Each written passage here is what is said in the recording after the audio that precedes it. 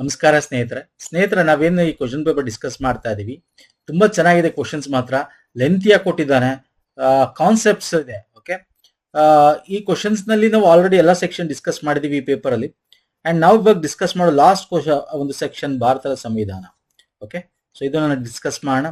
And ನಾವು ಸಂವಿಧಾನಕ್ಕೆ ಸಂಬಂಧಪಟ್ಟಂತೆ ನಾನೇನು ನಿಮಗೆ ಒಂದು ಕಂಪ್ಲೀಟ್ ಒಂದು 5.5 ಅವರ್ದು ವಿಡಿಯೋ ಇದು ನೋಡಿದ್ರು ಕೂಡ ನೀವು ಆರಾಮಾಗಿ ಆನ್ಸರ್ ಮಾಡ್ಬೋದು. ಓಕೆ, ಅಷ್ಟು ಕಂಪ್ಲೀಟ್ ಡೀಟೇಲ್ಸ್ ಇದೆ. ಅಂಡ್ ನಾವು ಈ ಲಿಂಕ್ ಮತ್ತೆ ಇದರ ಪ್ರಶ್ನೋತ್ತರಗಳು 200 ಕ್ವಶನ್ಸ್ ಏನ್ ಮಾಡಿದೀವಿ ತಗೊಂಡಿರ್ತೀರಾ ನಮ್ಮ ಈ ಕೋರ್ಸ್ನ, ಅವರು ಕೂಡ ಇದನ್ನ ಓದ್ಕೊಂಡಿದ್ರೆ ಕ್ಲೀನ್ ಆಗಿ ಆನ್ಸರ್ ಮಾಡ್ಬೋದು. ಚೆನ್ನಾಗಿದೆ ಕ್ವಶನ್ಸ್ಗಳು, ಕಾನ್ಸೆಪ್ಟ್ಸ್ ಡೀಟೇಲ್ ಆಗಿ ಕೇಳಿದ್ದಾನೆ ಅಷ್ಟೇ. ಫೈನ್ ಸರ್, ನೋಡಿ ಹೆಂಗಿದೆ ಬನ್ನಿ. ಇದ್ರ ಕೋರ್ಸ್ ಬಗ್ಗೆ ಬೇಕು ಅಂದ್ರೆ ನಾನು ವಿಡಿಯೋ ಕೊನೆಯಲ್ಲಿ ಹೇಳ್ತೇನೆ ಡೀಟೇಲ್ ಆಗಿ, ಅಲ್ಲಿ ನೀವು ನೋಡ್ಬೋದು. ಫೈನ್. ಇಲ್ಲಿ ಇಂಗ್ಲಿಷ್ ಅಲ್ಲಿ ಕೊಟ್ಟಿದ್ದೀನಿ ನೋಡಿ, ತುಂಬಾ ದೊಡ್ಡದಿದೆ ಕ್ವಶನ್ಸ್ಗಳು, ಒಂದೊಂದು ಪೇಜಲ್ಲಿ ಒಂದೊಂದೇ ಕ್ವಶನ್ ಕೊಟ್ಟಿರೋದು. ಹಂಗಾಗಿ ಡೀಟೇಲ್ ಆಗಿ ನಾನು ಇಲ್ಲಿ ಕ್ವಶನ್ಸ್ ಇಂಗ್ಲಿಷ್ ಅಲ್ಲಿ ಈ ಕಡೆ ಕೆಳಗಡೆ ಹಾಕಿದ್ದೀನಿ. ಭಾರತೀಯ ಶಾಸನಬದ್ಧ ಆಯೋಗಕ್ಕೆ ಸಂಬಂಧಿಸಿದಂತೆ ಕೆಳಗಿನ ಹೇಳಿಕೆಗಳನ್ನು ಪರಿಗಣಿಸಿ. ಭಾರತ ಸರ್ಕಾರದ 1919ರ ಕಾಯ್ದೆಯನ್ನು ಪುನರಾವಲೋಕಿಸಲು ಹಾಗೂ ಭಾರತಕ್ಕೆ ಸಂವಿಧಾತ್ಮಕ ಸುಧಾರಣೆಗಳನ್ನು ತರಲು 1927ರಲ್ಲಿ ಈ ಆಯೋಗವನ್ನು ನೇಮಕ ಮಾಡಲಾಯಿತು. ತುಂಬಾ ಜನ ಏನ್ ಮಾಡ್ತೀರಾ, ಇಂಡಿಯನ್ ಸ್ಟ್ಯಾಟ್ಯೂಟರಿ ಕಮಿಷನ್ ಅಂತ ಏನಿದೆ, ಭಾರತೀಯ ಶಾಸನಬದ್ಧ ಆಯೋಗ, ಇದು ಓದೇ ಇಲ್ವಲ್ಲ ಅನ್ಕೋತೀರಾ. Sir, this is also known as Simon Commission. Simon Commission ಇದೆಯಲ್ಲ, ಅದನ್ನೇ ನಾವು ಇದನ್ನ ಭಾರತ ಶಾಸನಬದ್ಧ ಆಯೋಗ ಅಂತ ಕರಿತೀವಿ. ಹೌದು, 1919ರ ಕಾಯ್ದೆಯನ್ನ ಅವಲೋಕಿಸಲು ಇದನ್ನ ಮಾಡಿದ್ರು. ಹೌದು, this is also correct. Okay, and ಇದರಲ್ಲಿ ಕೇವಲ ಒಬ್ಬ ಭಾರತೀಯ ಸದಸ್ಯನ ಒಳಗೊಂಡಿದ್ದರಿಂದ ದೇಶಾದ್ಯಂತ ಪ್ರತಿಭಟನೆ ಕಿಚ್ಚನೆ ಹೆಚ್ಚಿಸಲಾಯಿತು. ನೋ, ಒಬ್ಬನೂ ಇರಲಿಲ್ಲ ಅದರಲ್ಲಿ. No Indian. 7 ಮೆಂಬರ್ಸ್ ಇದ್ರು ಅಲ್ವಾ ಸರ್, ಎಲ್ಲ ಬ್ರಿಟಿಷರ ಆ ಒಂದು ಕಮಿಟಿಯಲ್ಲಿ ಇರ್ತಕ್ಕಂಥವ್ರೆ. ಈ ಆಯೋಗ ಮತ್ತು ದುಂಡಿ ಮೇಜಿನ ಶ್ರಮಗಳ ಫಲಶ್ರುತಿ 1935ರ ಭಾರತ ಸರ್ಕಾರದ ಕಾಯ್ದೆ ಆಯ್ತು. Yes, this is correct. ಭಾರತ ಸರ್ಕಾರ ಕಾಯ್ದೆ 1935ರಲ್ಲಿ ಪ್ರಾಂತೀಯ ತ್ರಿಭುತ್ವದ ಜಾರಿಗೆ ತಂತು. ಪ್ರಾಂತ್ಯದಲ್ಲ, ಇದು ತರದ್ದು ಕೇಂದ್ರದಲ್ಲಿ. So option this is wrong and this is wrong. ಯಾವ ಹೇಳಿಕೆ ಸರಿ ಇದೆ ಸರ್? ಇಲ್ಲಿ 1 and 3 ಮಾತ್ರ ಸರಿ, ಆಪ್ಷನ್ ಸಿ ಅಲ್ವಾ. ಸೀಮನ್ಸ್ ಕಮಿಷನ್ ಹೇಳುತ್ತೆ ನೋಡಿ, ನಾವು ಇದ್ರೆಲ್ಲ ಅದನ್ನ ಹೇಳಿದ್ ನಾನು. ಈ ನಮ್ಮ ವಿಡಿಯೋ ನೋಡ್ರೆ ಗೊತ್ತಿರುತ್ತೆ, ಈ ಒಂದು ಸ್ಲೈಡ್ ನೋಡಿರ್ತೀರಾ. ಕಾಯ್ದೆ ಸುಧಾರಣೆ ಪರೀಕ್ಷಿಸಲು ಸೀಮನ್ಸ್ ಆಯೋಗವನ್ನು ನೇಮಕ ಮಾಡಲಾಯಿತು. ಇದನ್ನ ನಾವು ಶಾಸನಬದ್ಧ ಅಂತಾನು ಕರಿತೀವಿ. ಓಕೆ, ಇದ್ರಲ್ಲೆಲ್ಲ ಭಾರತೀಯರು ಇರಲಿಲ್ಲ, ಹಾಗಾಗಿ ಲಾಹೋರ್ನಲ್ಲಿ ಚಳವಳಿ ಆಗುತ್ತೆ. ಲಾಲಾ ಲಜಪತ್ ರಾಯ್ ಅದನ್ನ ನೇತೃತ್ವ ವಹಿಸ್ಕೊಂಡಿರ್ತಾರೆ. ಸ್ಯಾಂಡರ್ಸ್ ಅಧಿಕಾರಿ ಅದು ಲಾಠಿ ಚಾರ್ಜ್ ಅಲ್ಲಿ ಆದಾಗ ಅಲ್ಲಿಗೆ ಅವ್ರಿಗೆ ಏಟ್ ಆಗಿ ಆಮೇಲೆ ನಿಮ್ಗೆ ಗೊತ್ತಿದೆ ಏನೇನಾಯ್ತು ಅಂತ ನೋಡಿ. ಅದರ ನಂತರ ಬರೋದೇ ಕಾಯ್ದೆ 1935 ಆಕ್ಟ್.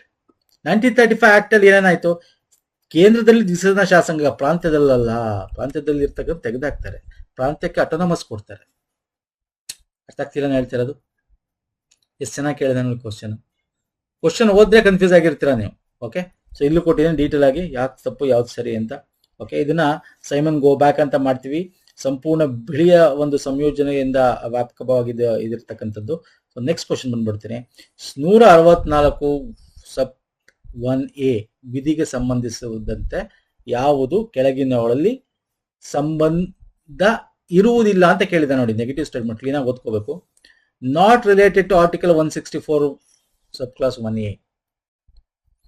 1A ಆಗಿದೆಯಾ ಬಿಟ್ಬಿಡಿ, 164 ಏನ್ ಹೇಳುತ್ತೆ ಅನ್ನೋದು ಗೊತ್ತಿರಬೇಕು ನಿಮ್ಗೆ. 1A ಅಂತಿದೆ ಅಂದ್ರೆ ಅದು ಅಮೆಂಡ್ಮೆಂಟ್ ಆಗಿದೆ ಅಂತ ಅರ್ಥ. ಹೌದು, ಇದನ್ನು 91ನೇ ಸಂವಿಧಾನ ತಿದ್ದುಪಡಿ ಕಾಯ್ದೆಯ ಸಂವಿಧಾನ ಸೇರಿಸಲಾಗಿದೆ.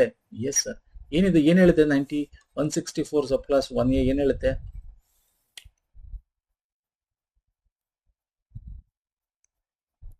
ಈ ಅನುಚ್ಛೇದದ ಪ್ರಕಾರ ಮುಖ್ಯಮಂತ್ರಿ ಪ್ರಧಾನಮಂತ್ರಿಗಳು ಹೊರತುಪಟ್ಟಿದ್ದಂತೆ ನೋಡಿ, ಕ್ಲೀನಾಗಿ ಓದ್ಕೋಬೇಕು. ಮಂತ್ರಿಮಂಡಲದ ಗಾತ್ರ ಲೋಕಸಭಾ ರಾಜ್ಯಸಭಾ ಶಾಸಕಾಂಗದ ಒಟ್ಟು ಸದಸ್ಯರ ಸಂಖ್ಯೆಯು 15% ಮೀರಬಾರದು. ನೋಡಿ, ದಿಸ್ ಇಸ್ ದ ರಾಂಗ್ ಅಲ್ವಾ sir? Including, not excluding, including state ಅಲ್ಲಿ ಸಿಎಂ ಆಗ್ಲಿ, ಸೆಂಟ್ರಲ್ಲಿ ಪ್ರೈಮ್ ಮಿನಿಸ್ಟರ್ ಆಗ್ಲಿ 15% ಗಿಂತ ಅವರ ಗಾತ್ರ, ಸಂಪುಟದ ಗಾತ್ರ ಮೀರುವಂತಿಲ್ಲ ಅಂತ ಹೇಳಿದ್ದು 91. ಎಸ್, ಇದು ತಪ್ಪಾಯ್ತು. ಹಂಗಾದ್ರೆ ಆಪ್ಷನ್ 1 ಮಾತ್ರ correct. So only 1 is the right answer. ಇಲ್ಲಿ 1 ಇಸ್ ದ ರೈಟ್ ಆನ್ಸರ್ ನೀವು ಹಾಕ್ಬಿಟ್ರೆ ತಪ್ಪಾಗ್ಬಿಡುತ್ತೆ. ಯಾಕಂದ್ರೆ ಈ ವಿಧಿಗೆ ಸಂಬಂಧಿಸಿರುವುದಿಲ್ಲ ಅಂತ ಕೇಳಿರೋದು, ನಾಟ್ ರಿಲೇಟೆಡ್ ಅಂತ. ಆಗೇನ್ ಮಾಡ್ಬೇಕಾಗತ್ತೆ ನೀವು, ಆಗೇನ್ ಮಾಡ್ಬೇಕಾಗತ್ತೆ, ಆಪ್ಷನ್ 1 ಟಿಕ್ ಹಾಕ್ಬಾರ್ದು, ಆಪ್ಷನ್ ಸಿಗೆ ಟಿಕ್ ಹಾಕ್ಬೇಕು, ಎರಡನೇದಲ್ಲ ಅಂತ. ವೆರಿ ಇಂಪಾರ್ಟೆಂಟ್ ಸ್ನೇಹಿತರೆ ಇದು.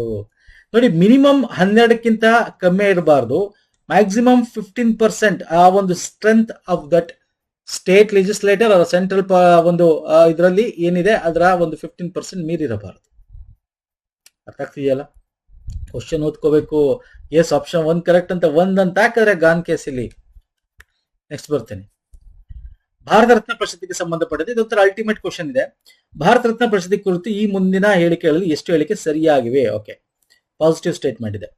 ರಾಷ್ಟ್ರಪತಿಯವರಿಗೆ ಸ್ವತಃ ಪ್ರಧಾನಮಂತ್ರಿಯವರು ಭಾರತ ರತ್ನ ಪ್ರಶಸ್ತಿ ಶಿಫಾರಸನ್ನು ಮಾಡುವವರು. ಭಾರತ ರತ್ನ ಯಾರು ಶಿಫಾರಸು ಕಮಿಟಿ ಮಾಡ್ತಾರ? ಮಾಡಲ್ಲ ಸರ್. ಹೌದು, ರಾಷ್ಟ್ರಪತಿಗಳೇ ಮಾಡ್ತಕ್ಕಂಥ. This is correct answer.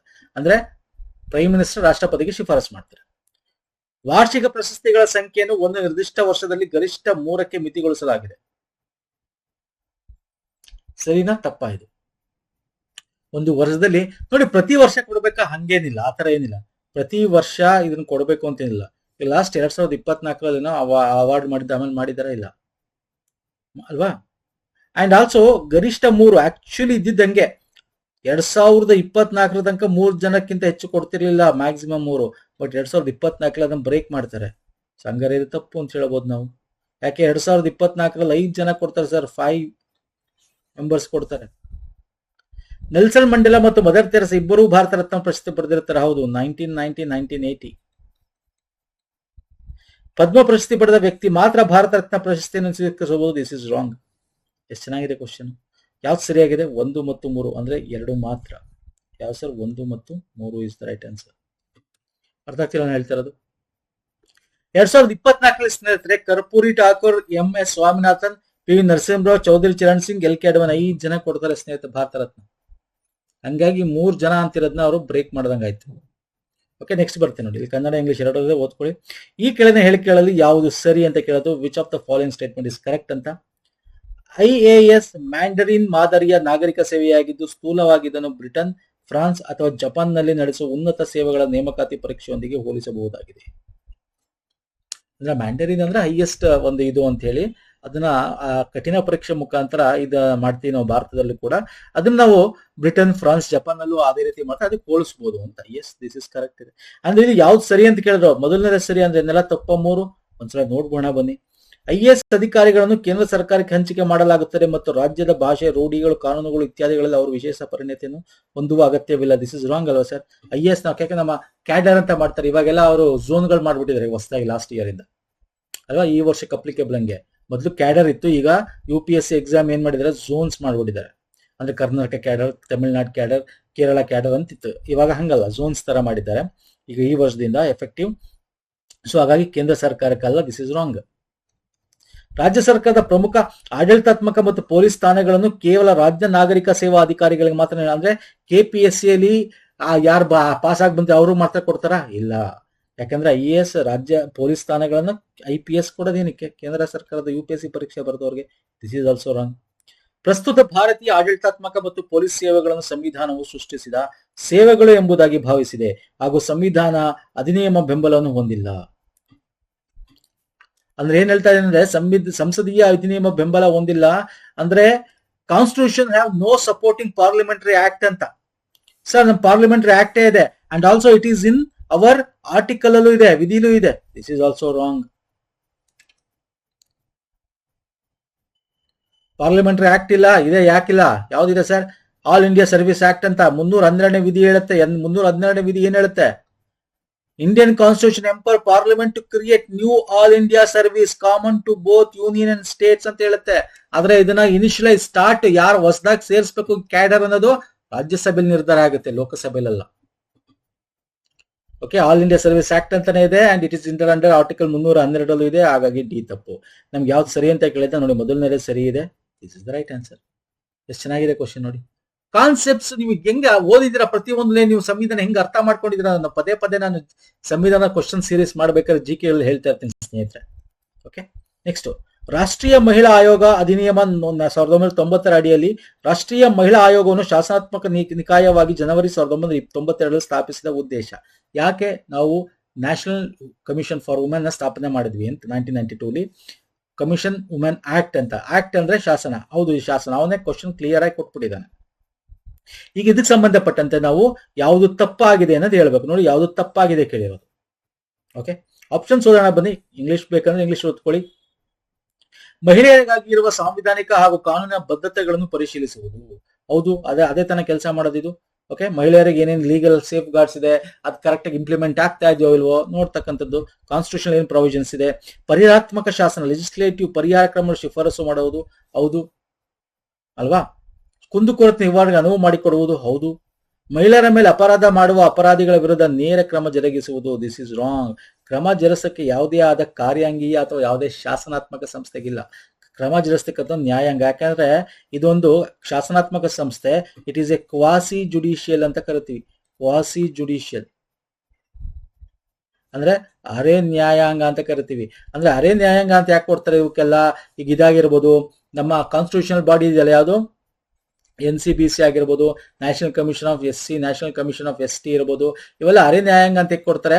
They can take ನ್ಯಾಯಾಲಯ ರೀತಿ ಎಲ್ಲಿಂದ ಏನ್ ಬೇಕಾದ್ರೂ ತರಿಸ್ಕೋಬಹುದು ಅವರು, ಒಂದು ನೋಟಿಸ್ ಅಥವಾ ಒಂದು ಇದನ್ನ ಕೊಟ್ಟು ನ್ಯಾಯಗಳ ರೀತಿ. ಆದ್ರೆ ಜಡ್ಜ್ಮೆಂಟ್ ಕೊಡಕ್ಕಾಗಲ್ಲ ಇದು. ಓಕೆ, ಸೊ ಹಾಗಾಗಿ ಆಪ್ಷನ್ 4 ಇಸ್ ರಾಂಗ್. ಯಾವುದು? C is the right answer. Option 4 only. ಅರ್ಥ ಆಗ್ತಿದೆಯಲ್ಲ? It's a very important question ಸ್ನೇಹಿತರೆ. ನೆಕ್ಸ್ಟ್ ಬರ್ತೇನೆ. ಇಂಗ್ಲಿಷ್ ನೋಡ್ಕೊಳ್ಳಿ.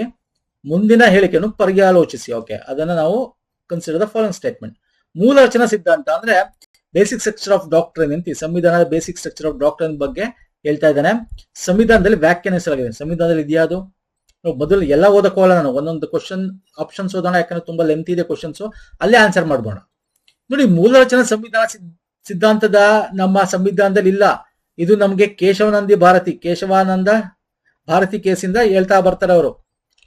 ಮೂಲ ರಚನಾ ಸಂವಿಧಾನ ಅಂದ್ರೆ ಏನು? ಪ್ರತಿಯೊಂದು ಕೇಸಲ್ಲೂ ಅಮೆಂಡ್ ಹೇಳ್ತಾನೆ ಇರುತ್ತೆ ಸುಪ್ರೀಂ ಕೋರ್ಟ್. ಯಾವುದೇ ಆದ ಕಾನ್ಸ್ಟಿಟ್ಯೂಷನ್ ನಲ್ಲಿ, ನಮ್ಮ ಸಂವಿಧಾನದಲ್ಲಿ ಇದ್ರ ಬಗ್ಗೆ ಯಾವುದೇ ಡೆಫಿನಿಷನ್ಸ್ ಇಲ್ಲ.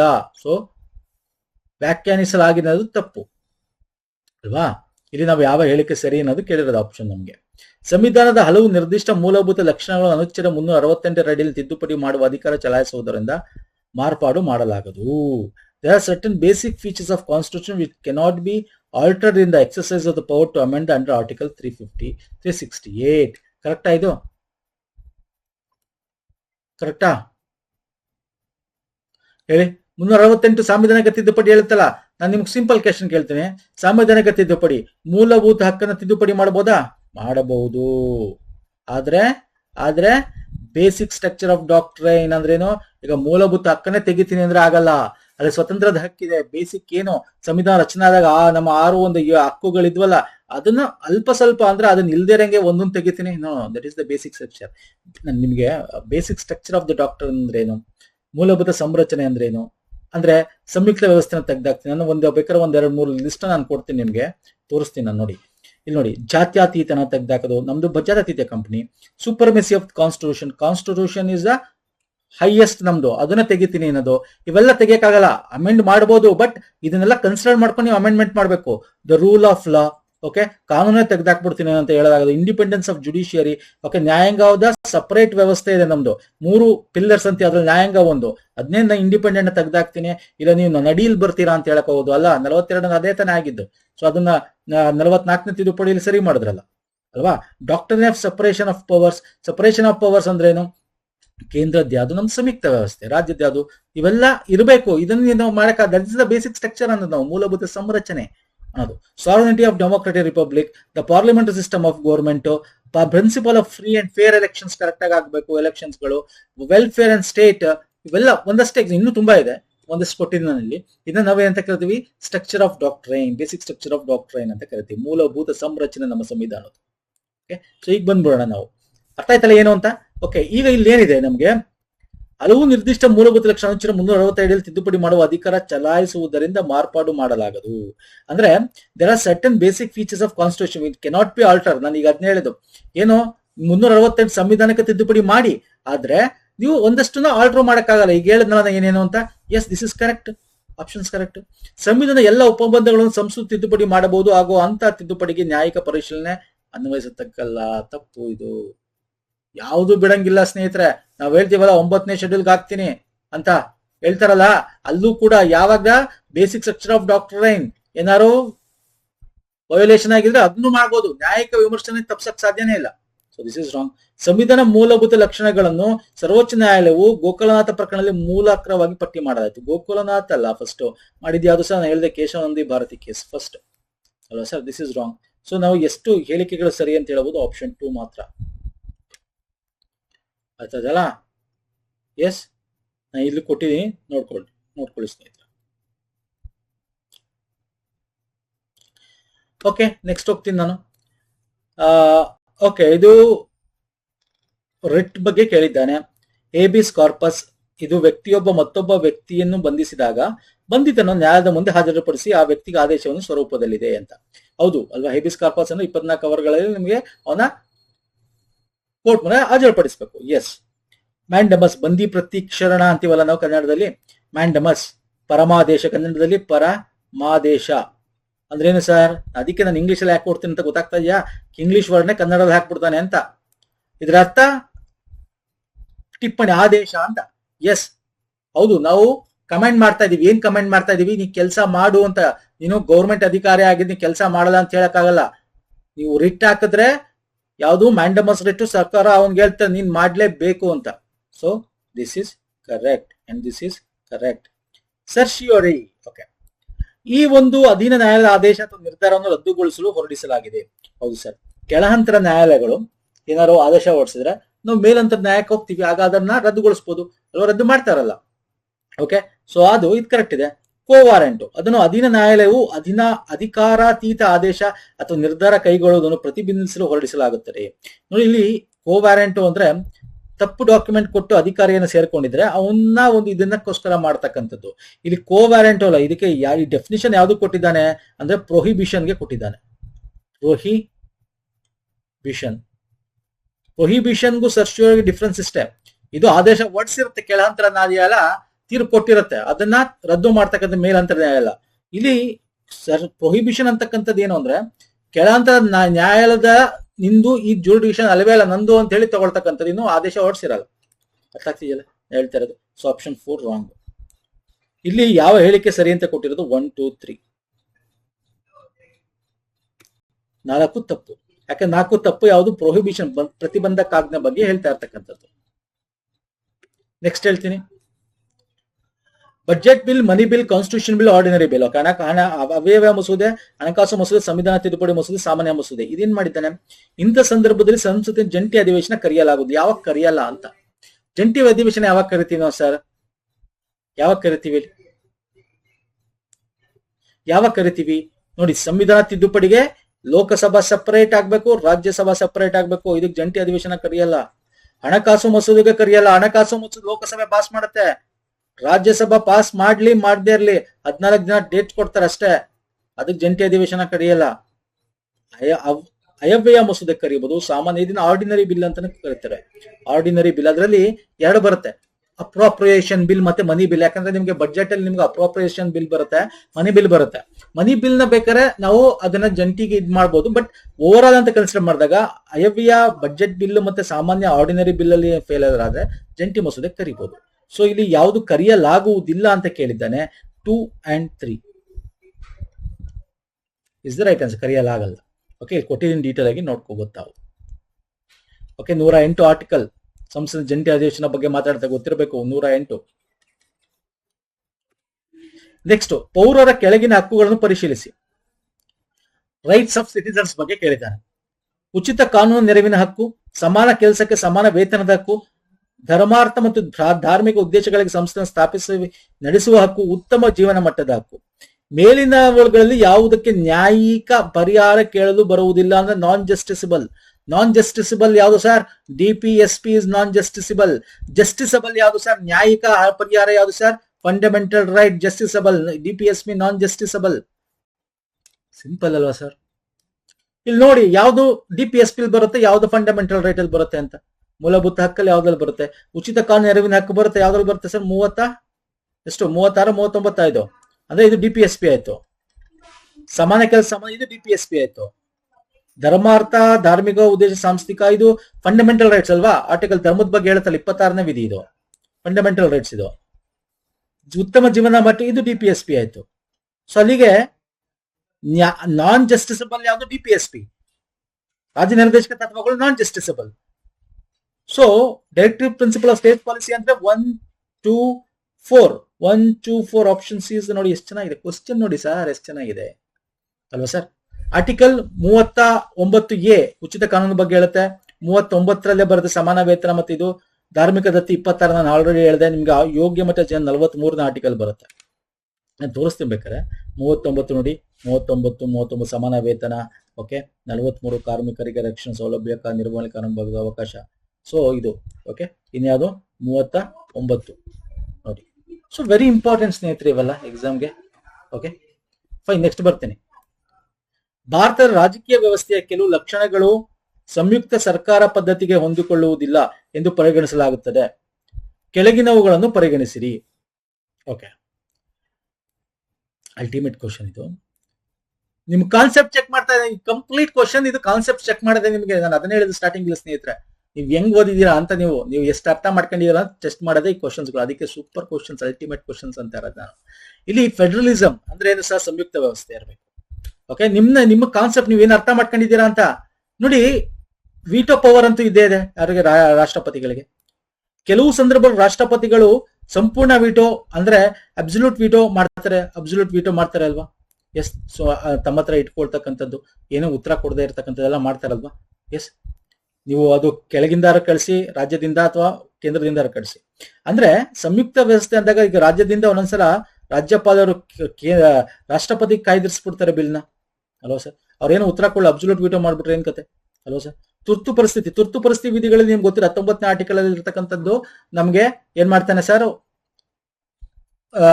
ತೆಗಿಬಹುದು. ಅಂದ್ರೆ ಇಲ್ಲೂ ಕೂಡ ಏನಾಗುತ್ತೆ, ರಾಜ್ಯಗಳಲ್ಲಿ ತುರ್ತು ಪರಿಸ್ಥಿತಿ ಮಾಡ್ತಾನೆ ಒಂದ್ಸಲ. ಸೊ ಅಂದ್ರೆ ಇಲ್ಲಿ ಸಂಯುಕ್ತ ವ್ಯವಸ್ಥೆಗೆ ಪೆಟ್ಟು ಬೀಳ್ತಾ ಇದೆ ಅಲ್ವಾ ಸರ್?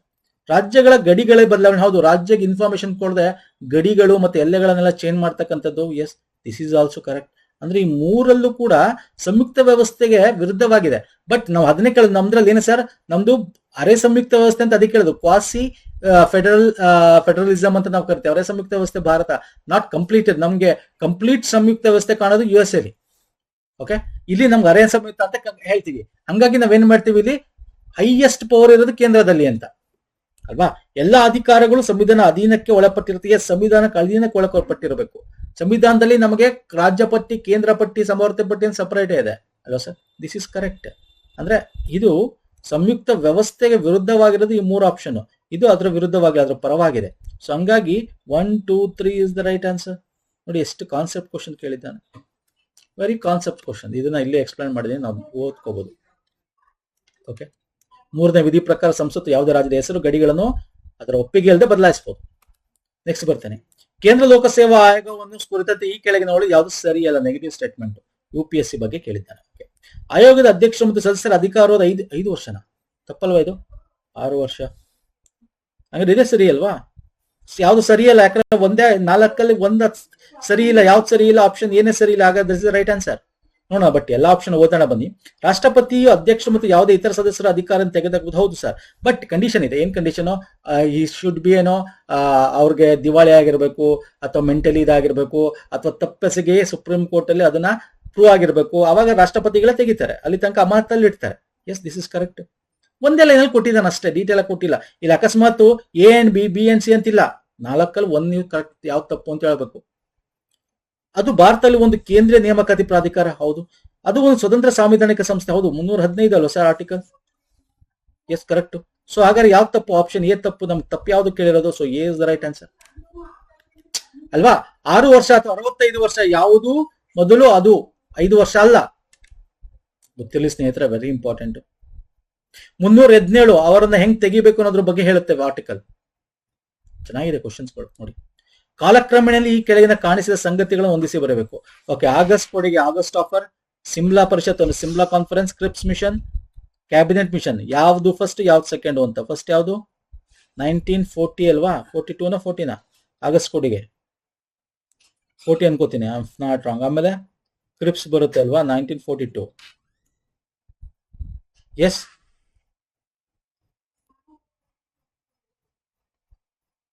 ಆಮೇಲೆ Simla mission 1946. Cabinet 1947. 1, 3, 2, 4. Yes yes sir, correct ಅಲ್ವಾ? 1945, 46. ಓಕೆ, ಒಂದೇ ತಪ್ಪು ಮಾಡೋದು. 45 ಇದು 46. ಓಕೆ ಫೈನ್ ಸರ್, ಅರ್ಥ ಆಯ್ತಲ್ಲ? ನೋಡಿ, ಇದನ್ನ ಆರೋಹಣ ಕ್ರಮದಲ್ಲಿ ಕೇಳಿದ್ದ. Ultimate question, inner line permit ನಮ್ಮ ನಾರ್ತ್ ಈಸ್ಟ್ ಈಶಾನ್ಯ ಭಾರತದ ಬಗ್ಗೆ ಕೇಳಿದ್ದಾನೆ.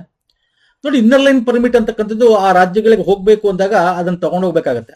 ಇಲ್ಲಿ ಭಾರತೀಯ ಪ್ರಜೆ ಒಬ್ಬ ನಿರ್ದಿಷ್ಟಗೊಳಿತ ರಾಜ್ಯಗಳಲ್ಲಿ ಸಂರಕ್ಷಿತ ಪ್ರದೇಶಗಳಿಗೆ ಒಂದು ನಿಯಮಿತ ಅವಧಿಯಲ್ಲಿ ಒಳಭಾಗದಲ್ಲಿ ಸಂಚರಿಸಲು ಅನುಮತಿಸುತ್ತದೆ. ಈ ಕೆಳಗಿನ ಯಾವ ರಾಜ್ಯಗಳಿಗೆ ಭಾರತೀಯ ಪ್ರಜೆಗಳು ಈ ರಾಜ್ಯಗಳ ಹೊರಭಾಗದಲ್ಲಿ ಸುರಕ್ಷಿತ ಪ್ರದೇಶಗಳಲ್ಲಿ ಸಂಚರಿಸಲು ಇನ್ನರ್ ಲೈನ್ ಪರ್ಮಿಟ್ ಅವಶ್ಯಕತೆವಿದೆ? ನೋಡಿ, ನಿಮಗೆ ಗೊತ್ತಿರಬೇಕು, ನಾರ್ತ್ ಈಸ್ಟ್ ಸ್ಟೇಟ್ ಅಲ್ಲಿ ಎಸ್ಪೆಷಲಿ 4 ಸ್ಟೇಟು: ಮಣಿಪುರ್, ಮಿಜೋರಾಂ, ನಾಗಾಲ್ಯಾಂಡ್, ಅರುಣಾಚಲ್ ಪ್ರದೇಶ, ಅಸ್ಸಾಂ ಅಲ್ಲ. So 1, 2, 3, 4 is the right answer. ಇಲ್ಲಿ ಇನ್ನರ್ ಲೈನ್ ಪರ್ಮಿಟ್ ಬೇಕು ಅಂದ್ರೆ ನೀವು ಕರ್ನಾಟಕದವರಾಗ್ಲಿ, ಡೆಲ್ಲಿದವರಾಗ್ಲಿ, ವೆಸ್ಟ್ ಬೆಂಗಾಲ್ ಅವರಾಗ್ಲಿ, ನೀವು ಇಲ್ಲಿ ಹೋಗ್ಬೇಕು ಅಂದ್ರೆ ಇನ್ನರ್ ಲೈನ್ ಪರ್ಮಿಟ್ ತಗೋಬೇಕು. ಅದು ಬಿಸ್ನೆಸ್ಗಾಗ್ಲಿ, ಟೂರಿಸಂಗಳಿಗೆ ಏನಕ್ಕಾರ ಸರಿ. ಓಕೆ, ನಿಮಗೆ ಮಿಜೋರಾಂ, ನಾಗಾಲ್ಯಾಂಡ್ ಎಲ್ಲ ಒಂದು 15 ದಿನ, ಅರುಣಾಚಲ್ ಪ್ರದೇಶ ಒಂದು 15 30 ದಿನ. ಓಕೆ, ಇದಕ್ಕೊಂದು 30 ದಿನ, ಈ ತರ 15 30 ದಿನ ತನಕ ಒಂದೊಂದು ರಾಜ್ಯದಲ್ಲಿ ಕೊಡ್ತಾರೆ. ಇದು ಭಾರತೀಯ ಪ್ರಜೆಗಳಿಗೆ ಇನ್ನರ್ ಲೈನ್ ಪರ್ಮಿಟ್. ಫಾರಿನರ್ಸ್ಗೆ ಹೋಗಂಗಿಲ್ವಾಗ್ರೆ, ಫಾರಿನರ್ಸ್ ಹೋಗ್ಬೋದು, ಅವ್ರಿಗೆ PAP ಅಂತ ಕರಿತೀವಿ, ಪ್ರೊಟೆಕ್ಟೆಡ್ ಏರಿಯಾ ಪರ್ಮಿಟ್ ಅಂತ ಕರಿತೀವಿ. ಏನು ಸರ್? ಪ್ರೊಟೆಕ್ಟೆಡ್ ಏರಿಯಾ ಪರ್ಮಿಟ್ ಅಂತ ಕರಿತೀವಿ.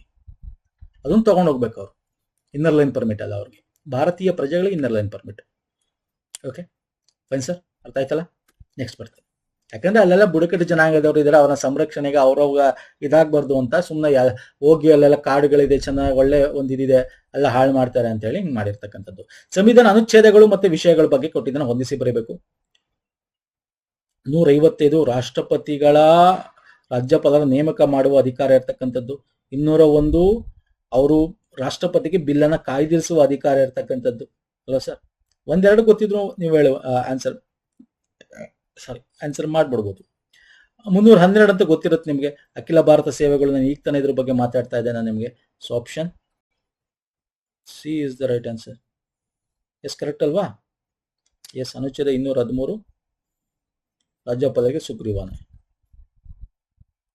Fine sir. ಎಸ್, ನೆಕ್ಸ್ಟ್ ಗಮನ ಸೆಳೆಯುವ ಕಾಲಿಂಗ್ ಮೋಷನ್, ಕಾಲಿಂಗ್ ಅಟೆನ್ಷನ್ ಅಂತ ಕರಿತೀವಿ. 0 hours ಕಾಲಿಂಗ್ ಅಟೆನ್ಷನ್ ಇವೆಲ್ಲ ಮಾಡಿದೀವಿ, ನಮ್ಮ ಪ್ಲೇ ಲಿಸ್ಟ್ ಇದೆ. ಅಥವಾ ನಮ್ಮ ಒಂದು ಅದಕ್ಕೆ ಹೇಳ್ತಾ ಇರೋದು, ನಮ್ಮ ವಿಡಿಯೋ ಸ್ಟಾರ್ಟಿಂಗ್ ಹೇಳಿದೆ, ನಮ್ಮ ವಿಡಿಯೋ ನೋಡಿ, ವೆರಿ ಇಂಪಾರ್ಟೆಂಟ್, ಇವೆಲ್ಲ ಡಿಸ್ಕಸ್ ಮಾಡಿದೀವಿ. ಓಕೆ, 0 hour, ಲಂಚ್ ಅವರ್, 0 ಗಂಟೆ, ಹಾಫ್ ಎನ್ ಅವರ್ ಗಂಟೆ ಚರ್ಚೆ, ಶಾರ್ಟ್ ಡಿಸ್ಕಷನ್, ಗಮನ ಸೆಳೆಯುವ ಕಾಲಿಂಗ್ ಅಟೆನ್ಷನ್ ಮೋಷನ್, ಅಡ್ಜಾರ್ನ್ಮೆಂಟ್, ಇವೆಲ್ಲ ಡಿಸ್ಕಸ್ ಮಾಡಿದ್ವಿ ಸ್ನೇಹಿತರೆ. ಓಕೆ ಓಕೆ, ಬನ್ನಿ ನೋಡೋಣ. ಸಂಸದೀಯ ಪ್ರಕ್ರಿಯೆ ವಿಧಾನದಲ್ಲಿ ಭಾರತೀಯ ನಾವೀನ್ಯ ಅಂದ್ರೆ ಇಂಡಿಯನ್ ಇನ್ನೋವೇಷನ್ ಇನ್ ಪಾರ್ಲಿಮೆಂಟರಿ ಪ್ರೊಸೀಜರ್ಸ್. ಹೌದು ಸರ್, ಇದು ಕರೆಕ್ಟ್. ಕಾಲಿಂಗ್ ಮೋಷನ್ ಅಂತಕ್ಕಂಥದ್ದು ಏನಿದೆ ಇಲ್ಲಿ ನಾನು ತೋರಿಸ್ತೀನಿ. ತುರ್ತು ಸಾರ್ವಜನಿಕ ವಿಷಯಕ್ಕೆ ಸಂಬಂಧಿಸಿದ ಸಚಿವರ ಗಮನ ಸೆಳೆಯಲು ಆ ಒಂದು ವಿಷಯಕ್ಕೆ ಸಂಬಂಧಪಟ್ಟಂತೆ ಸಂಸತ್ತಿನಲ್ಲಿ ಇದನ್ನ ಪರಿಚಯ ಮಾಡ್ತಕ್ಕಂಥದ್ದು. ಓಕೆ, ಕಾಲಿಂಗ್ ಮೋಷನ್ ಇಲ್ಲಿ ಕೊಟ್ಟಿದ್ದಾನೆ ಅನ್ಸುತ್ತೆ ಅದನ್ನ ನೋಡಿ. ಇದನ್ನು ಪಾರ್ಲಿಮೆಂಟ್ ಅಲ್ಲಿ ಪರಿಚಯಿಸಲಾಗಿದ್ದು ಯಾವುದೇ ಸಂಸತ್ ಸದಸ್ಯನು ಅತ್ಯಂತ ಜರೂರಾದ ಸಾರ್ವಜನಿಕ ಮಹತ್ವ ವಿಷಯವನ್ನು ಕುರಿತು ಸಂಬಂಧಪಟ್ಟ ಸಚಿವರ ಗಮನ ಸೆಳೆಯುವುದು. Yes, correct. ಸರ್ಕಾರದ ವಿರುದ್ಧ ನಿಂದ್ಯ ಕಣ್ಣೆ, ಸರ್ಕಾರದ ವಿರುದ್ಧ ನಿಂದ್ಯ ಅಲ್ಲ, ನಾನು ಹೇಳಿದ್ನಲ್ಲ, ಯಾವ್ದಾರ ಒಂದು ವಿಷಯ ಇರುತ್ತೆ, ಎಲ್ಲೋ ಒಂದ್ ಕಡೆ ತುಂಬಾ ಕಾರ್ಡ್ ಹಾಳು ಮಾಡೋದು, ಅಥವಾ ಎಲ್ಲೋ ಒಂದ್ ಕಡೆ ಸೆಕ್ಷುವಲ್ ಹರಾಸ್ಮೆಂಟ್, ಅಂತದ್ದು ಒಂದೊಂದು ತುಂಬಾ ದೊಡ್ಡದಾದ ವಿಷಯಗಳನ್ನ ಗಮನ ಸೆಳೆಯಲು ಈ ಕಾಲಿಂಗ್ ಮೋಷನ್ ನ ಮಾಡ್ಕೋಬಹುದು. So this is wrong. ವಿಧಿವಿಧಾನಗಳಲ್ಲಿ ಶೂನ್ಯ ಸಮಯದ ಬಗ್ಗೆ ತಿಳಿಸಲಾಗಿಲ್ಲ, ಗಮನ ಸೆಳೆಯುವ ಸೂಚನೆ ಬಗ್ಗೆ ವಿಧಿವಿಧಾನ ತಿಳಿಸಲಾಗಿದೆ. 1, 2, 4 is the right answer. ವಿಧಿವಿಧಾನಗಳನ್ನು ರೂಲ್ಸ್ ಆಫ್ ಪ್ರೊಸೀಜರ್, ಪಾರ್ಲಿಮೆಂಟ್ ನ ರೂಲ್ಸ್ ಆಫ್ ಪ್ರೊಸೀಜರ್ ಅಲ್ಲಿ 0 hours finds no mention, but calling motions ಇದೆ. So 1, 2, 4 is the right answer. Okay, ಇವೆಲ್ಲ ನಾವು ಮಾಡಿದೀವಿ. ಓಕೆ, ನೋಡ್ಕೊಳ್ಳಿ ಸ್ನೇಹಿತರೆ. ಸಾರ್ವಜನಿಕ ಸ್ವಾಯತ್ತತೆಯ ಸಮಿತಿ, ಅಟಾನಮಸ್ ಡಿಸ್ಟ್ರಿಕ್ಟ್ ಕೌನ್ಸಿಲ್ ಅಂತ ಕರೀತಾರೆ. ಅಟಾನಮಸ್ ಅಲ್ಲ, ಸಮಿತಿ ಬಗ್ಗೆ ಕೇಳ್ತಾ ಇರೋದು. ಓಕೆ, ಕೌನ್ಸಿಲ್ ಅಲ್ಲ, ಇದು public committee on public understanding. Okay, ಸ್ವಾಯತ್ತತೆ ಸಮಿತಿ ಬಗ್ಗೆ ಇದರಲ್ಲಿ 22 ಜನ ಸದಸ್ಯರು ಇರ್ತಾರೆ. ಇದನ್ನ ನಾವು GK ತುಂಬಾ ಸಲ ಮಾಡಿದೀವಿ ಸ್ನೇಹಿತರೆ, ಈ ಸಮಿತಿಗಳ ಬಗ್ಗೆ. ಓಕೆ, ಬೇಕಾದ್ರೆ ಒಂದು ಸಪರೇಟ್ ವಿಡಿಯೋನ ಮಾಡೋಣ ಸಮಿತಿಗಳ ಬಗ್ಗೆ, ಇಂಪಾರ್ಟೆಂಟ್ ಸಮಿತಿಗಳು ಅಂತ. ಕಮೆಂಟ್ ಮಾಡಿ, ನೀವು ಕಮೆಂಟ್ ಮಾಡಿದ್ರೆ ಬೇಕಾದ್ರೆ ಎಷ್ಟೆಷ್ಟು ಸಮಿತಿಗಳಿದೆ, ಏನೇನೋ, ಯಾರ್ಯಾರು ಅಧ್ಯಕ್ಷರು, ಎಷ್ಟೆಷ್ಟು ರಾಜ್ಯಸಭೆಯಿಂದ ಲೋಕಸಭೆಯಿಂದ ಎಷ್ಟು, ಇವರ ಡ್ಯೂರೇಷನ್ ಏನೋ, ಬೇಕಾದ್ರೆ ಒಂದು ವಿಡಿಯೋನ ಸಪರೇಟ್ ಅಂತ ಡೆಡಿಕೇಟ್ ಆಗಿ ಮಾಡೋಣ ಬೇಕಾದ್ರೆ. ಓಕೆ, ಇದು ಕರೆಕ್ಟ್ ಇದೆ. 15 ಲೋಕಸಭಾ 7 ರಾಜ್ಯಸಭಾ ಸದಸ್ಯರು ಕರೆಕ್ಟ್ ಇದೆ. ಪ್ರತಿ ವರ್ಷದಲ್ಲೂ ಕೂಡ ಸಮಿತಿನ ಚುನಾಯಿಸಲ್ಪಡ್ತಾರೆ, ಕರೆಕ್ಟ್ ಇದೆ. ಲೋಕಸಭಾ ಸದಸ್ಯರಲ್ಲಿ ಒಬ್ಬ ಸದಸ್ಯನು ಸಭಾಪತಿಯಿಂದ ಅಧ್ಯಕ್ಷನಾಗಿ ನೇಮಕ ಆಗ್ತಾನೆ, ಎಸ್ ಕರೆಕ್ಟ್ ಇದೆ. ಸಮಿತಿಯ ಅಧ್ಯಕ್ಷ ಹುದ್ದೆ ಲೋಕಸಭೆ ಮತ್ತು ರಾಜ್ಯಸಭೆ ಸದಸ್ಯರಲ್ಲಿ ಆವರ್ತವಾಗಿ ತಿರುಗುತ್ತದೆ. ಅಂದ್ರೆ ರೊಟೇಷನ್ ತರ, ಒಂದ್ಸಲ ಲೋಕಸಭಾದವರು ಅಧ್ಯಕ್ಷರಾಗ್ತಾರೆ, ಅದು ರಾಂಗ್. ರಾಜ್ಯಸಭಾದವರು ಅಧ್ಯಕ್ಷರಾಗ್ತಾರೆ ಅನ್ನೋದು ರಾಂಗ್. 15 ಜನ ಲೋಕಸಭಾ ಸದಸ್ಯರು, 7 ಜನ ರಾಜ್ಯಸಭಾ ಇದ್ದಾರೆ. ಹಾಗಾಗಿ 15 ಜನ ಯಾವುದೇ ಒಂದು ಪೀರಿಯಡ್ ಅಲ್ಲೂ ಕೂಡ ಲೋಕಸಭಾದವರೇ ಅಧ್ಯಕ್ಷರಾಗ್ತಾರೆ. So option 4 wrong. 1, 2, 3 is the right answer. 1, 2, 3 ಅಂದ್ರೆ option A is the right answer. Okay, ಎಷ್ಟು ಚೆನ್ನಾಗಿದೆ ಕ್ವಶನ್ ಇದು ಕೂಡ. ನೆಕ್ಸ್ಟ್, ಈ ಕೆಳಗಿನ ಯಾವ ಹೇಳಿಕೆ ರಾಷ್ಟ್ರಪತಿ ಕ್ಷಮಾಪದಾನಕ್ಕೆ ಸಂಬಂಧಪಟ್ಟಂತೆ ಸರಿಗಿದೆ? ಪರ್ಡನಿಂಗ್ ಪವರ್ ಆಫ್ ಪ್ರೆಸಿಡೆಂಟ್ ಅಂತ ಕರಿತೀವಿ ಅಲ್ವಾ ಸರ್? ಎಷ್ಟು ಸರ್ ಆರ್ಟಿಕಲ್? 76, 73? ಕಮೆಂಟ್ ಮಾಡಿ ನೋಡೋಣ. ರಾಜ್ಯಪಾಲರದೆಷ್ಟು? ರಾಜ್ಯಪಾಲ 161, ಅದು ಗೊತ್ತಿರಬೇಕು. ನ್ಯಾಯಾಂಗ ನಿರ್ಣಯದ ಗಲ್ಲು ಶಿಕ್ಷೆಗೆ ಸಂಬಂಧಿಸಿ ಅವರ ಕ್ಷಮಾಪದಕರೇ ಇರುತ್ತೆ. ಯಾವುದು ಸರ್? ಕೊಡ್ಬೋದಲ್ವಾ? ಕರೆಕ್ಟಾ? ಇವರಿಗೆ ಭೂ ಕೇಂದ್ರ ಮತ್ತು ರಾಜ್ಯ ಕಾನೂನಿಗೆ ವಿರುದ್ಧವಾದ ಯಾವುದೇ ಅಪರಾಧಕ್ಕೆ ಸಂಬಂಧಿಸಿದ ಶಿಕ್ಷೆಯನ್ನು ಮುಂದೂಡುವ ಅಥವಾ ತಡೆಯುವ. ನೋಡಿ, ಇಲ್ಲಿ ಭೂ ಕೇಂದ್ರ ಓಕೆ, ರಾಷ್ಟ್ರಪತಿ ಬಗ್ಗೆ ಕೇಳ್ತಾರೆ, ರಾಜ್ಯಪಾಲರ ಬಗ್ಗೆ ಅಲ್ಲ. ರಾಜ್ಯ ಕಾನೂನುಗಳಿಗೆ ಸಂಬಂಧಪಟ್ಟಂತೆ ರಾಷ್ಟ್ರಪತಿಗೆ ಅಧಿಕಾರ ಇಲ್ಲ, ರಾಜ್ಯಪಾಲರಿಗೆ ಅಧಿಕಾರ ಇರೋದು ಅಲ್ವಾ ಸರ್? ಕ್ಷಮಾ ಕೊಡೋದು. ರಾಜ್ಯಪಾಲರಿಗೆ ಇನ್ನೇನು ಆರ್ಟಿಕಲ್ ನ ಅಡಿಯಲ್ಲಿ ಅವ್ರಿಗೆ ಒಂದಷ್ಟು ಏನೋ ಅಧಿಕಾರ ಕೊಟ್ಟಿದ್ದಾರೆ. ಅವ್ರು ಸುಮ್ಮನೆ ಕೂತ್ಕೊಳ್ಳಕ್ಕಲ್ಲ, ರಾಜ್ಯಗಳಲ್ಲಿ ಅವ್ರಿಗೆ ಅಧಿಕಾರ ಇರೋದು. ರಾಷ್ಟ್ರ ಅಂತ ತಗೊಂಡಾಗ ಅವ್ರಿಗೆ. ಸೊ ಹಂಗಾದ್ರೆ ಇದು ತಪ್ಪಾಗತ್ತೆ. ಇವರೊಬ್ಬರ ಮರಣದಂಡೆಗೆ ಸಂಬಂಧಿಸಿದಂತೆ ಕ್ಷಮಾ ನಿರ್ಣಯ ಕೈಗೊಳ್ಳಬಹುದು. Yes, this is correct. 1 and 3 ಮಾತ್ರ is the right answer. Okay, 1 and 3 ಹೌದು. ಮರಣದಂಡೆ ಇವರೊಬ್ಬರಿಗೆ ಕೊಡಕ್ ಸಾಧ್ಯ. ನೋಡಿ, ರಿಪ್ರೀವ್, ರಿಸ್ಪೈಟ್, ರಿಮಿಟ್, ಸಸ್ಪೆಂಡ್, ಈ ತರ ಎಲ್ಲ, ಪರ್ಡನಿಂಗ್, ಕ್ಷಮಾ, ಈ ತರ ಎಲ್ಲ ಇದೆ, ಇಬ್ರು ಕೊಡಬಹುದು. ಓಕೆ, ಬಟ್ ಇಲ್ಲಿ ನಾನು ಕೊಟ್ಟಿದ್ದೀನಿ ನೋಡಿ, ಪ್ರೆಸಿಡೆಂಟ್ಗೆ, ರಾಷ್ಟ್ರಪತಿಗೆ ಸಂಬಂಧಪಟ್ಟಂತೆ, ರಾಷ್ಟ್ರಪತಿಗೆ he is the only authority to pardon death sentence. ಮರಣದಂಡನ ತೆಗಿತಕ್ಕಂಥ ಇವರು ಮಾತ್ರ ಇರೋದು. ಓಕೆ, ಮರಣದಂಡನೆ ಬಿಟ್ಟು ಬೇರೆ ಎಲ್ಲ ರಾಜ್ಯಪಾಲರು ಕೂಡ ಮಾಡಬಹುದು, ಬಟ್ ಮರಣದಂಡೆ ಅಲ್ಲ. And it does not pose any such power. ಅಂದ್ರೆ ಕೋರ್ಟ್ ಮಾರ್ಷಲ್ಗೆ ಸಂಬಂಧಪಟ್ಟಂತೆ, ಯಾಕಂದ್ರೆ ನಿಮ್ಗೆ ಗೊತ್ತಿದೆ, ಇವರು ಅದರ ಒಂದು ಅಧ್ಯಕ್ಷರಾಗಿರ್ತಾರೆ. ಮಿಲಿಟರಿ ನ್ಯಾಯಾಲಯ, ಅದಕ್ಕೆ ಸಂಬಂಧಪಟ್ಟಂತೆ ಪ್ರಕರಣಕ್ಕೆ ಇವರ ಅಡಿಯಲ್ಲಿ ಇರುತ್ತೆ ಅಲ್ವಾ ಸರ್? ಸೊ ಹಾಗಾಗಿ option 1 and 3 is the right answer. Next ಬರ್ತೀನಿ. ಸರ್ಕಾರದಡಿ ಉದ್ಯೋಗಗಳನ್ನು ಗಳಿಸಲು ಬ್ರಾಹ್ಮಣರಲ್ಲದವರು ಪ್ರೋತ್ಸಾಹಿಸಲು ಮುಖ್ಯ ಸಮಿತಿ ಕೈಗೊಳ್ಳುವ ಕ್ರಮಗಳ ಬಗ್ಗೆ ವರದಿ ನೀಡಲು ವಿಚಾರಣೆ ನಡೆಸಲು ಮೈಸೂರಿನ ಮಹಾರಾಜರು 1918ರಲ್ಲಿ ನೇಮಿಸಿದ ಸಮಿತಿ. ಓಕೆ, ಹಿಂದುಳಿದ ವರ್ಗಗಳಿಗೆ ಮೀಸಲಾತಿ ಕೊಡಬೇಕು ಅಂತ ತುಂಬಾ ಫೇಮಸ್ ಸಮಿತಿ ಯಾವುದು ಸರ್? ಮಿಲ್ಲರ್ ಸಮಿತಿ. ಯಾವ್ದಿದು? ಮಿಲ್ಲರು, ಲೆಸ್ಲಿ ಮಿಲ್ಲರ್ ಸಮಿತಿ ಅಲ್ವಾ? 1918 ನಾಲ್ವಡಿ ಕೃಷ್ಣರಾಜ ಒಡೆಯರ ಟೈಮಲ್ಲಿ. ಓಕೆ, ನೆಕ್ಸ್ಟ್ ಬರೋಣ. ಶಾಸನ ಸಭೆ ಸಮಿತಿ ಕೊಟ್ಟಿದ್ದ ಅಧ್ಯಕ್ಷ, ಅಂದ್ರೆ ಕಾನ್ಸ್ಟಿಟ್ಯೂಷನ್ ಅಲ್ಲಿ ನಮ್ಗೆ ಅವಾಗ ಅಸೆಂಬ್ಲಿ ನಡೀತಾ ಸಂವಿಧಾನದ ಒಂದು ರಚನೆ ಮಾಡಿದ್ರು ಅದ್ರದ್ದು. ಗೃಹ ಸಮಿತಿ ಅಧ್ಯಕ್ಷರು ಯಾರು ಹೇಳ್ತೀರಾ? ವಾಣಿಜ್ಯ ವ್ಯವಸ್ಥೆ ಅಧ್ಯಕ್ಷರು. ಕೇಂದ್ರ ಸಮಿತಿ ಅಧ್ಯಕ್ಷರು ಯಾರು? ಕೇಂದ್ರ ಸಮಿತಿ, ಸಂವಿಧಾನ ಸಮಿತಿ ಜವಾಹರ್ಲಾಲ್ ನೆಹರು ಅಲ್ವಾ ಸರ್? ಕರೆಕ್ಟ್ ಅಲ್ವಾ? ಸಿಗೆ 4. ಪ್ರಾಂತೀಯ ಸಂವಿಧಾನ ಸಮಿತಿ ಅಧ್ಯಕ್ಷರು ಯಾರು? ಪಟೇಲ್ರು ಅಲ್ವಾ? ಸೊ ದಿಸ್ ಕಾನ್, ಈ ಮೂರಲ್ಲಿ ಯಾವುದು ಹೇಳ್ತೀರಾ? ಗೃಹ ಸಮಿತಿಗಳ ಅಧ್ಯಕ್ಷರು ಯಾರು? ಮುನ್ಷಿ. ಡಿನಾ? Option D is the right answer. Sorry, option D ಅಲ್ಲ. ಯಾವುದು? ಗೃಹ ಸಮಿತಿ ಪಟ್ಟಾಭಿ ಸೀತಾರಾಮಯ್ಯ. ಓಕೆ, ಇದೊಂದು ಪಟ್ಟಾಭಿ ಸೀತಾರಾಮಯ್ಯ, ಇವರು ಕೆ ಎಂ ಮುನ್ಷಿ. ಅಂದ್ರೆ 2, 1, 3, 4 ಅಂದ್ರೆ option B, not option D ಅಲ್ಲ. Okay, option B. ಇದನ್ನು ಕೂಡ ನಮ್ಮ ಇದರಲ್ಲಿ ಇದೆ. ಓಕೆ, ಈ ತರದ್ದೆಲ್ಲ ಏನ್ ಮಾಡಕ್ಕಾಗಲ್ಲ ಸ್ನೇಹಿತರೆ, ಓದಿರ್ತೀವಿ, ಒಂದ್ಸಲ ಕನ್ಫ್ಯೂಸ್ ಆಗುತ್ತೆ, ಎಲ್ಲರಿಗೂ ಆಗುತ್ತೆ.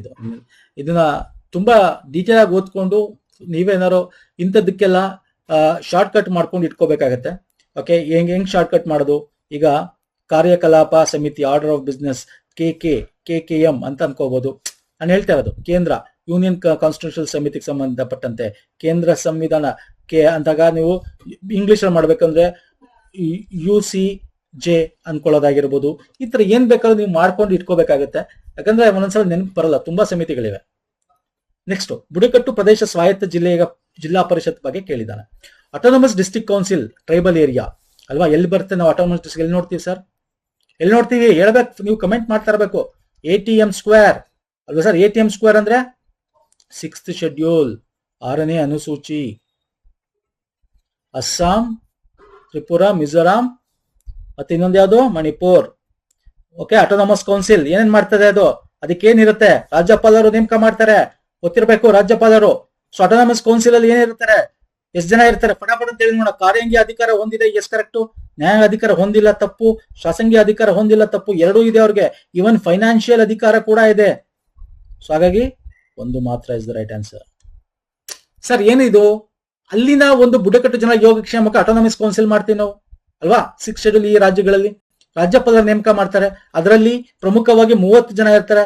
4 ಜನ ರಾಜ್ಯಪಾಲರು ನಾಮಿನೇಟ್ ಕೂಡ ಮಾಡ್ತಾರೆ. 30 ಜನ ಎಲೆಕ್ಟೆಡ್ ಆಗಿ ಬರ್ತಾರೆ. ಓಕೆ, ಎಲೆಕ್ಷನ್ ಅಲ್ಲಿ ನಡೆದಿರುತ್ತಲ್ಲ, ಅವ್ರನ್ನಲ್ಲೇ ಒಂದು ಆಟೋನಮಸ್ ಕೌನ್ಸಿಲ್ ಮಾಡ್ತಕ್ಕಂಥದ್ದು. ಅವ್ರಿಗೆ ನ್ಯಾಯಾಂಗ ಅಧಿಕಾರ, ಶಾಸಂಗ ಕಾರ್ಯಾಂಗ ಅಧಿಕಾರ, ಫೈನಾನ್ಸ್ ಅಂದ್ರೆ ಟ್ಯಾಕ್ಸ್ ಗೆ ಸಂಬಂಧಪಟ್ಟಂತ ಅವ್ರ ಏಳಿಗೆಗಳಿಗೆ ರೆಸ್ಪಾನ್ಸಿಬಲ್ ಲಾಸ್ ಅಂಡ್ ಪಾಲಿಸೀಸ್ಗೋಸ್ಕರ ಮಾಡ್ತಕ್ಕಂಥದ್ದು. ಸೊ ಇಲ್ಲಿ ಆಪ್ಷನ್ 1 ಮಾತ್ರ ಕರೆಕ್ಟ್, ಇನ್ನೆಲ್ಲ ತಪ್ಪಿದೆ. ನೆಕ್ಸ್ಟ್, ಕಾಲಾನುಕ್ರಮ ಏರಿಕೆ ಕ್ರಮದಲ್ಲಿ ಕರ್ನಾಟಕ ಮುಖ್ಯಮಂತ್ರಿಯನ್ನ ಹೇಳಬೇಕು. ಓಕೆ, ಫಸ್ಟು ಕಡಿದಾಳ್ ಮಂಜಪ್ಪ ಬರ್ತಾರೆ. ಆಮೇಲೆ ಪಾಟೀಲ್ ನೋಡಿ, ವೀರೇಂದ್ರ ಪಾಟೀಲ್ 2 ಟೈಮ್ ಆಗ್ತಾರೆ. ಸೊ ಅದನ್ನ ನೀವು ಇಟ್ಕೋಬೇಕು. ಇಲ್ಲಿ ಗುಂಡೂರಾವ್ ಆದ್ಮೇಲೆ ವೀರೇಂದ್ರ ಪಾಟೀಲ್ ಅಂತ ಹಾಕ್ಬೇಡಿ. ವೀರೇಂದ್ರ ಪಾಟೀಲ್ 1960s ಅಲ್ಲಿ ಒಂದ್ಸಲ ಆಗಿದ್ರು. 1 ಅಂದ್ರೆ 2-1 ಅಲ್ಲ 2-1-3 option B is the right answer.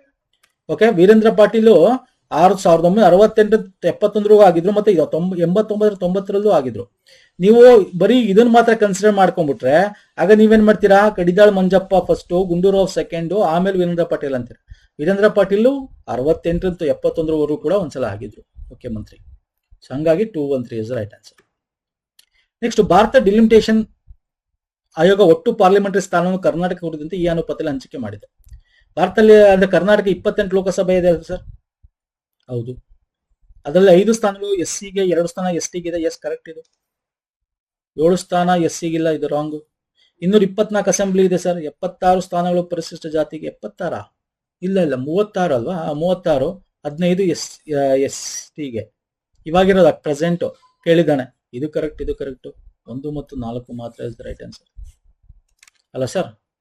1 ಮತ್ತು 4 ಇದು ಯಾಕೆ ತಪ್ಪು? ಇದು ಹೇಳಲ್ಲ ಅಲ್ವಾ ಸರ್? ಯಾವ್ದು ಹೇಳ್ತೀರಾ? ಕರ್ನಾಟಕದಲ್ಲಿ 2 ST MP ಸೀಟ್ ಯಾವ್ದಿದೆ, 5 SC ಯಾವ್ದಿದೆ? ಕಮೆಂಟ್ ಮಾಡಿ ನೋಡೋಣ.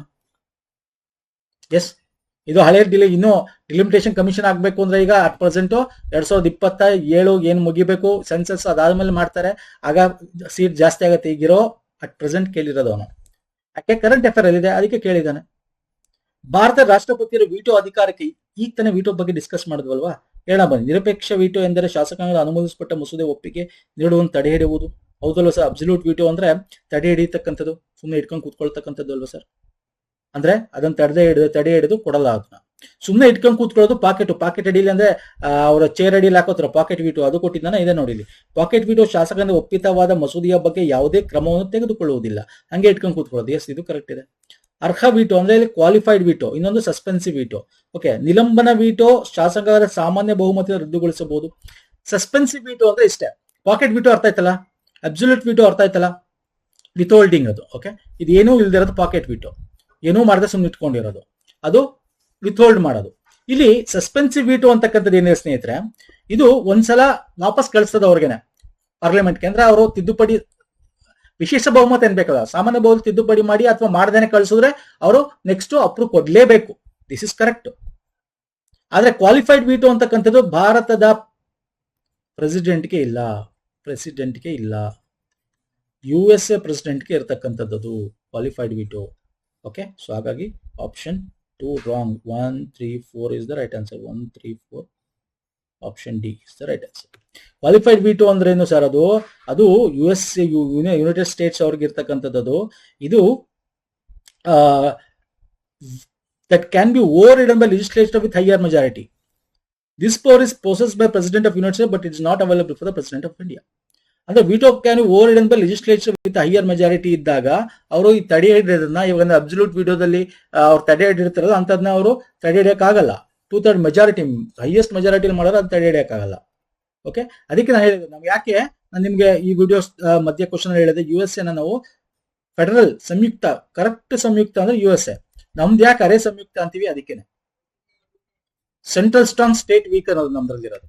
ಓಕೆ, ನೆಕ್ಸ್ಟ್ 1953ರಲ್ಲಿ ರಾಜ್ಯಗಳ ಪುನರಚನಾ ಆಯೋಗ ಆಯ್ತಲ್ಲ, ಫಜಲ್ ಅಲಿ ಆಯೋಗ ಅಂತೀವಲ್ವಾ. ಫಜಲ್ ಅಲಿ ಸನ್ ಅಧ್ಯಕ್ಷ, ಚೇರ್ಮನ್ ಫಜಲ್ ಅಲಿ, ಮೆಂಬರ್ಸ್ ಕುಂಜ್ರು ಮತ್ತೆ ಪಣಿಕ್ಕರ್. ಎಸ್, ಕರೆಕ್ಟ್ ಇದೆ ಇದು.